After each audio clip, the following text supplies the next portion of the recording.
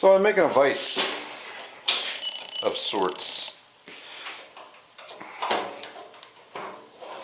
And I really don't know what I'm doing, so I'm just going to wing it.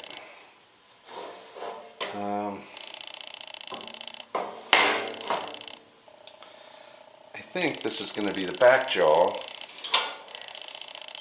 And make room for like something like a M8 bolt. Flip it around this way.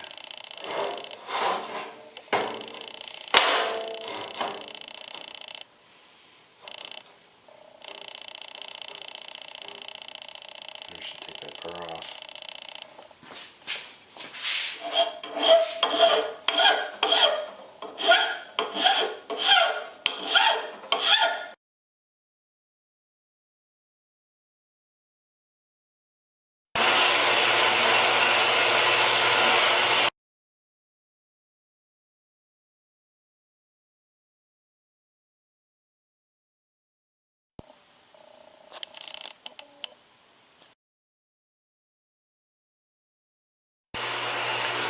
Alright, YouTube gets to watch me crumble with my machine.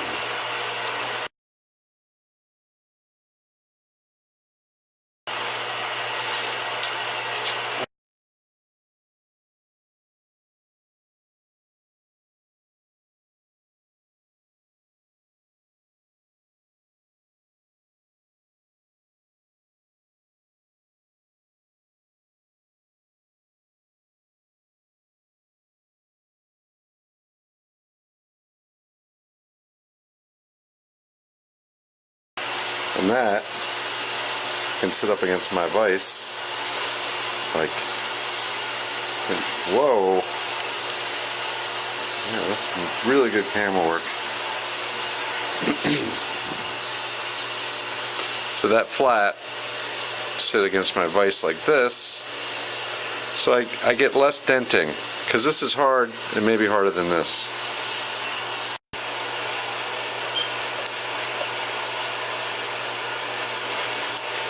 Alright, it's not like the best finish ever, to be honest.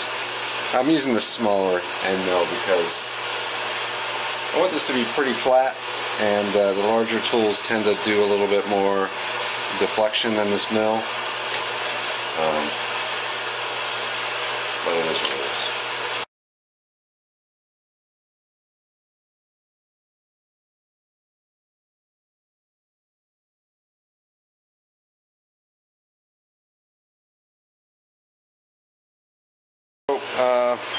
Let's see. Yeah. Come on. Okay. Okay. So here's my first cut. This is my bandsaw cut. That actually looks pretty nice, doesn't it? Brand new blade.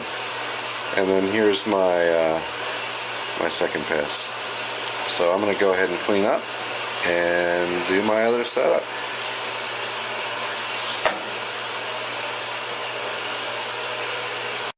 I don't know what the fuck just happened, but anyway. Is this thing in focus yet? I missed this whole strip right here. And I'm going to guarantee you that this thing is not square. Looks like I got another little ridge right here too. So I will call this nominally square. Is that even a thing? What does nominally square mean? Anyway, it's fucking garbage. I mean, I cleaned all the mill scale off of it. But it is not square. I mean, it shouldn't be. If it's square, it's a miracle. See if I can. That side looks good. This one, I can't imagine. Well, you know what? I mean, it's a little off. You can see it, but I mean, it's not the end of the world. This one, you know what? For a guy who did woodworking, that's fucking perfect. It's actually perfect. You can't get any more accurate than that. Literally, the wood moves. You cannot do anything but waste time trying to get wood more accurate than that. But I can get this fucking lump of steel more accurate than this. I can. I know I can. But I just don't feel like doing it anymore. So I'm gonna quit for now.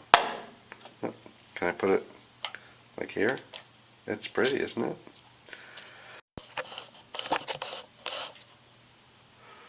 First pass looks real good. I rammed my seemingly indestructible end mill. I rammed it into the old material at a super high feed rate.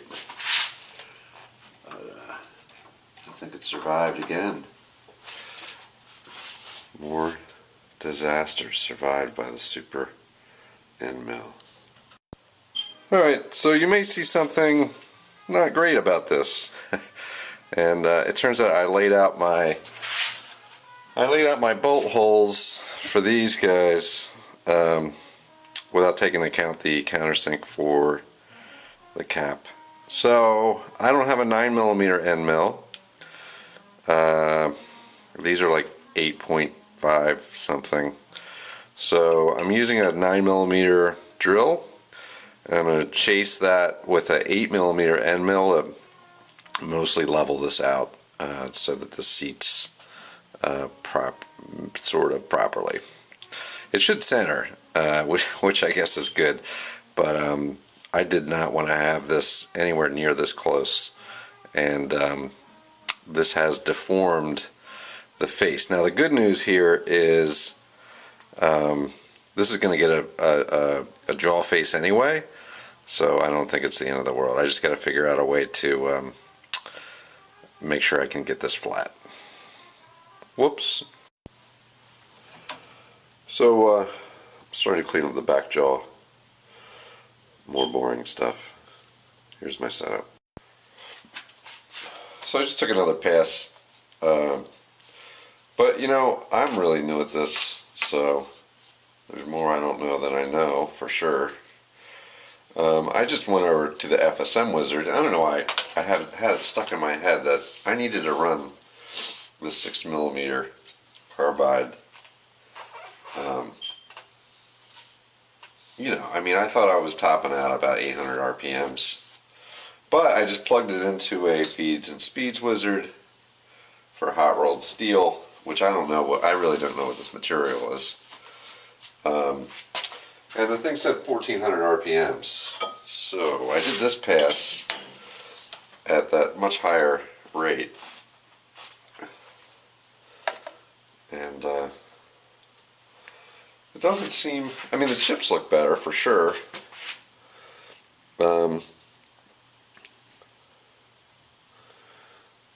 It looks better. It looks more consistent. That's for sure. I don't know that it feels better. I mean, I think my fingers have some decent sensitivity in them. So I don't know. I don't know if this is hugely improving the situation. I do know that when I was starting, I was definitely abusing my end mills, and I backed off a lot because, well, I think that they were chipping, but I think that was due to work holding and machine rigidity and some other things, which I believe I have resolved. I believe. So, I don't know.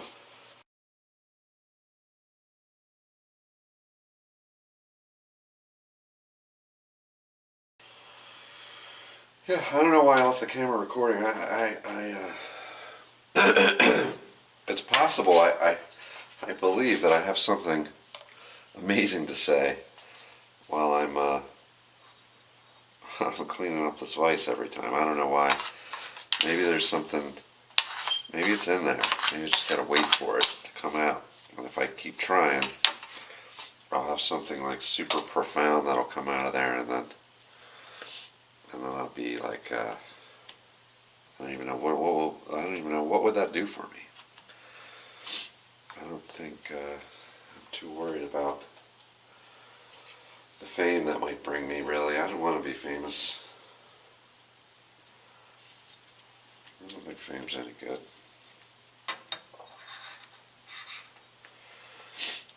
I do think that I want this thing to be nice and square.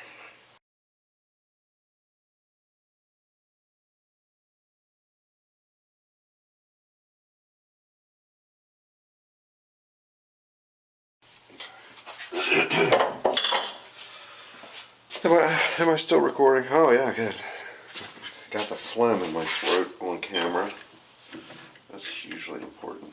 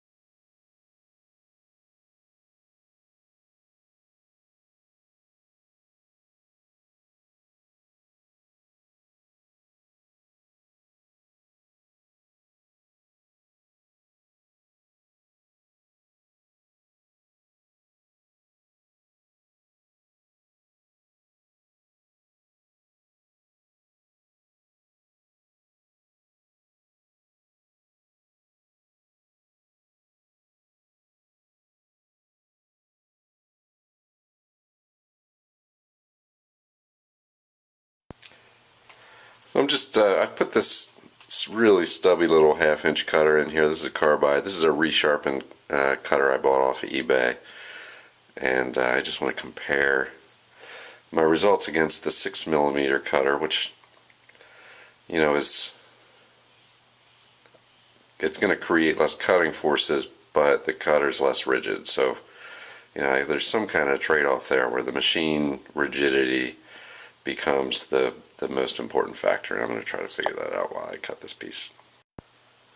That was really weird. I was just cutting this. I was taking about 1/2 millimeter, not a full width cut, and I heard a pop, and I can feel a ridge right here where it seems either the cutter moved up or something else moved. My DRO didn't really change.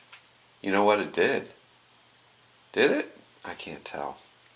No, it didn't. I don't think the DRO changed. Anyway, that was super weird. I've never heard the machine pop like that before, and it doesn't look like I lost a tooth. But I do think that these chips look really good, I think.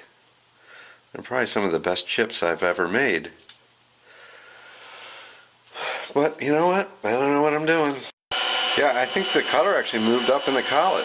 Because I just took 2 more passes. I took another 0.1 millimeter off, and I'm still cutting that spot. I'm back down to where I was cutting. So I don't know if that's. I'll have to look at the collet, see if something moved in there. I mean, I don't snug the collets down really hard. That's really strange. All right, so I ran that with, I don't know, just a couple thou, not a couple thou, a couple hundredths of a millimeter, yeah, a couple thou, finishing pass, and that feels literally amazing. I mean, I can't feel anything in there. So maybe I am better off using this larger cutter with a very light finishing pass. I'll have to put it on my homemade surface plate to really see the difference. Okay, so here's my my layout. I got my 60mm spread for my C-beam and my 40mm spread for my T-slots on this table here. So I'm going to go ahead and get my pilot holes going for the taps and do it up. Alright, here's what I ended up with. I decided to just bore these out because, you know, when you drill this through, it's going to push the metal out of here, I think. and it'll be real hard to get it flat any other way. So this relief will give me a chance to stone this flat. And I need a 5/8 inch counterbore. I don't know what I was thinking. I was in my head thinking about these, but I want a flat vise top if possible. So I don't have a 5/8 inch counterbore. I also don't have any cap head, 3/8. I don't have any cap head 3/8 screws. So I'm just going to stick with this for now. It's better than what I got, which is nothing. So it is what it is. So here's the part. This is the face of the fixed jaw that's going to receive 3 M5 screws.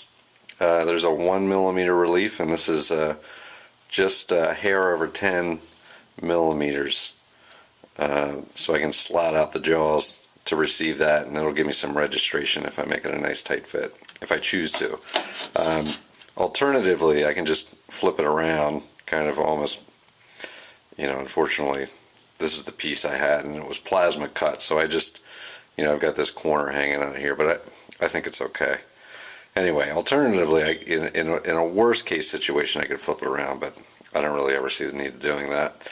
And then I've got my 5/8 bored holes here, on a 40mm center for my T-slots, and then I have 60mm center for my C-beam. Well, I made a bigger mess and a bit more progress. So this is my front jaw. Again, I don't even know if I like it, but I've got this little registration here so that my jaws have something to sit against. And this is due to a mistake. It's not a feature. Here I have my back jaws, and you can see I don't quite have my bolts laid out in here, but they're going to be the same layout as this. 40mm from center, 40mm and 60mm spaced off the center, and they should miss these ground pins here. And so what I was able to do was get this bolt in here and threaded. I think I have to give it another run with the tap. I don't know why it's a little sticky. So I got a couple sticky points in it. Anyway, so I've got a decent amount of travel. You can see that it doesn't look like it's pushing that jaw evenly, and I haven't really decided, as I struggle with turning this this thing. I guess the easiest way to show it is like this. I don't really know why it's sticking. Anyway, that opened fairly easily. Anyway, I haven't really decided if this is what I'm going to go with. I can see a whole lot of different ways to do this. I think I could have a, here's my mark here. Well, it's nicely centered based on my scribe lines. I could put a ball in here, like with a ball mill. I could put a ball shape in here and actually open this up so that I can seat a small ball bearing in here and have the ball bearing seat against this, and then open this up so that it mates against the ball bearing. The problem with that I see is that I'm not planning on hardening these, and because the ball bearing is going to be so hard, it will definitely be deforming. This. I don't know how much, but it was noticeable as I was using this new ball bearing. Even though it's a huge radius, I was getting a pretty significant, probably 1/8 inch diameter dimple in the material if I really crank down on this vise. Now this vise is pretty powerful, but that would continue to happen here. I don't know how bad that deformation is going to be. it's going to be really good as far as spreading out the surface area. And then if I have a part that's not square and the jaw wants to move based on where that part is, you know, it'll provide a little bit of that wiggle.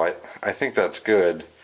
You know, if this tips up, I really only have one edge riding on here.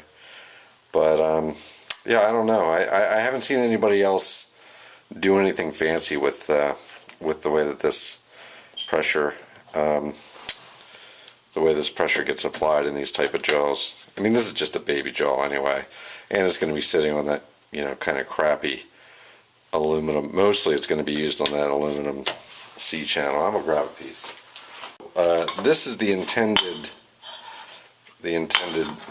target, and I'm actually going to have two of these set up on a plate that I can throw into my CNC machine. I'll have some kind of location pins or something, and then, you know, I might even make another set of these, although this took a lot longer than I had hoped. But I can move these around, and you know, I can put different jaws on them, and they're fairly low profile, so I think they're going to work decently in the CNC machine. But, you know, they transfer all of the load directly into the substrate, and you know, frankly, the C-beam isn't super rigid. I actually built my first version of the CNC machine, used this as one of the gantry supports, and you know, it's a third as rigid as steel is, of the same thickness, and so this is like the equivalent of, you know, less than like 1/32 inch steel, which is crazy, but it's the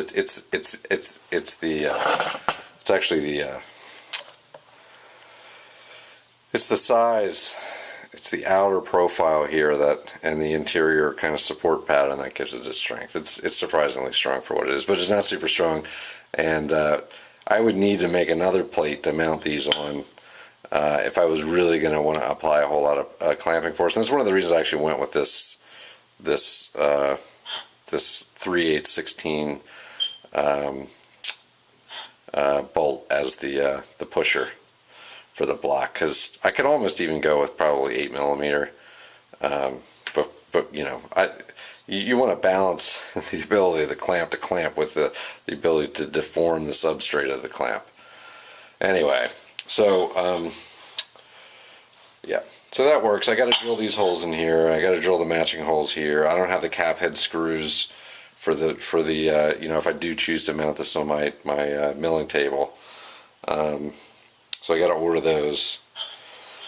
And the only other thing I really wanted to point out here is that you know, I used a 5/16 inch drill bit to drill these holes, and they're really nice and snug. These I used a 7.5mm hole, and I reamed them to 8mm, and I used the chuck up here on the mill, and this thing is not super, you know, well, I used the chuck for these holes in the jaw. I used the reamer and a collet for this, and you know, there's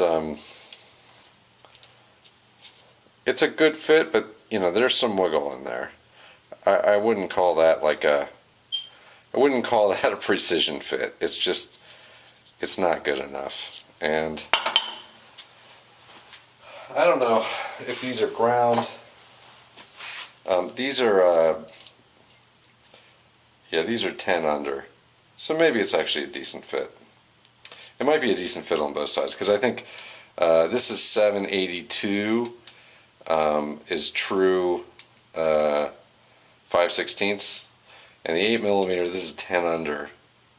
So yeah, actually these reamers came out pretty good with using the collet. But regardless, it's a friction fit kind of here, and if I epoxy that or Loctite it or whatever, I'm planning to go through probably on the sides here and pin it with a 5mm pin in addition to Loctiting it.